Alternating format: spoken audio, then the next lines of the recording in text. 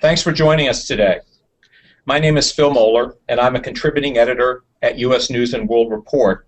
I was also co-author of U.S. News' ebook last year called How to Live to 100.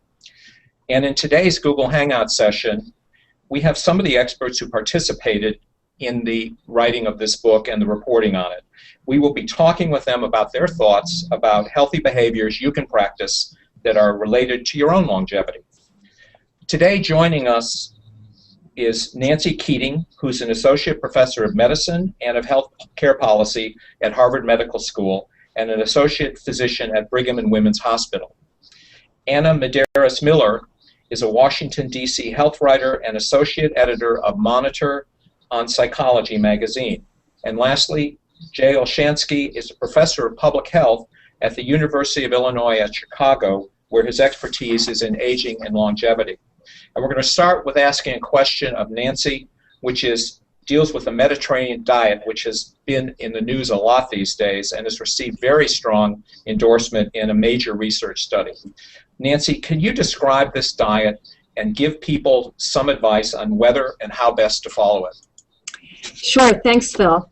So there's no single definition for the Mediterranean diet, but it tends to be a diet that's rich in plant foods like vegetables, fruits, and beans and nuts, as well as fish and healthy fats like olive oil. Last month, as you mentioned, a large randomized controlled trial was published that received a lot of attention. This trial enrolled about 7,500 individuals who lived in Spain, and it randomized them to one of two Mediterranean diets. One was supplemented with about a quarter cup a day of extra virgin olive oil, and the other was supplemented with about 30 grams, which is about 20 to 25 nuts a day.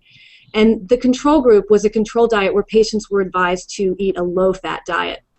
The study was actually stopped early because of the benefits of the Mediterranean diet, with about a 30% reduction in the risk of heart attack, stroke, or death from cardiovascular causes. So what can people do to improve their diet?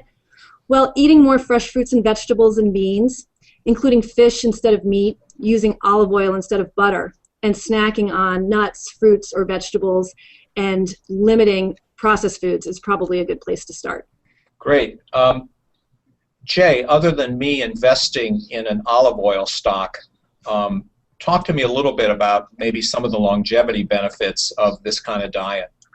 Well, this kind of diet is really typically associated with a lower caloric intake, which has for a long time been associated with longevity.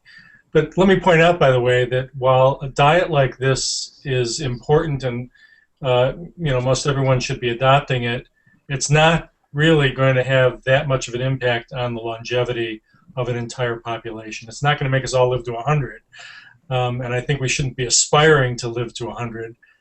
We should be aspiring to live as healthy for as long as we possibly can, and I think that's perhaps the greatest value of a diet like this and other types of diet that are really diets that are lower in caloric intake.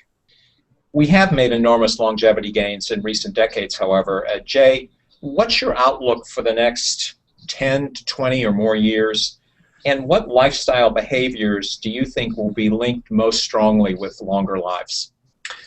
Well, the next 10 to 20 years, I think we're going to see some significant increases in longevity and life expectancy for some subgroups of the population, particularly those that are the most highly educated, the wealthiest subgroups of the population, regardless of race, by the way. The wealthiest, the most highly educated are going to do exceptionally well. They'll be adding years of life over the next couple of decades, perhaps even faster than what is currently predicted by the Social Security Administration, the Census Bureau, and other official forecasters of life expectancy.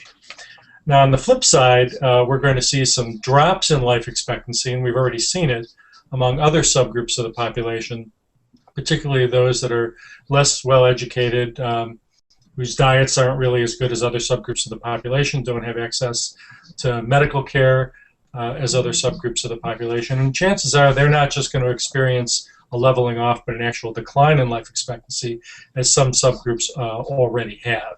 So clearly, with education being one of the most critical factors and all of the linkages associated with it, the socioeconomic benefits associated with education, clearly education is one of the most powerful factors that will influence health and quality of life in the future. So the bottom line is we're going to see two Americas. One America is going to do exceptionally well. The other America is going to do exceptionally poor. And whether we can close that gap or not it's uncertain on whether we can accomplish that. I want to switch now to sort of the health effects of another kind of lifestyle, which are the decisions that people make about how they want to live. More and more people are living alone these days, especially older people. And while communications technologies have certainly brought us closer together, they often are isolating and individual activities that people do when they're by themselves. And Anna, I wonder if you could talk a little bit about how you think these trends are affecting our health. Sure. So it turns out that having strong social connections isn't just fun, but it's been linked to a whole range of health effects, including decreased risk of mortality, a better pain tolerance, and even a stronger immune system. So people who have stronger social connections are less likely to get sick and also seem to recover faster when they do. And the interesting thing that's coming out is that this doesn't seem to just be because you have more friends to bring you soup or to take you to the doctor, but researchers are actually finding that people who are chronically lonely express some of the genes that are tied to immunity differently than those who feel more connected. And from an evolutionary perspective, it makes sense because as humans we survive because of other humans, and our bodies have grown to become very sensitive to when we feel lonely and to when we are lonely. So I'd say that living alone and technology aren't necessarily bad things.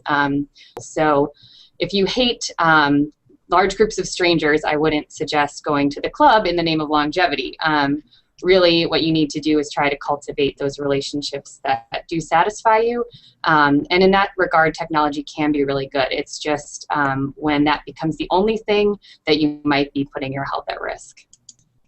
I would have added one more thing to the earlier question that was originally directed at Jay, but if we're looking at just really simple things that people can do that are probably some of the biggest factors in longevity, there's more and more coming out about less towards how important physical activity, strenuous physical activity is, and rather a decrease in the amount of sedentary activity in your life. So things are built in our society in a way that makes us be as lazy as possible, but that sitting for so many hours a day is what's really seems to be cracking away at our lifespan. And if you can get up at any moment during the day, then that is probably going to be more helpful to you than exercising for 20 minutes really intensely and then sitting the rest of the day and sleeping all night. I guess we'll all be getting up soon from our sedentary positions on this hangout and walking around and doing some exercise. But I want to thank all three of you for joining us today. It was a lot of fun. And I think we ought to do it again someday. So thanks so much. Thanks for having us. Thank you. Thank you. Right.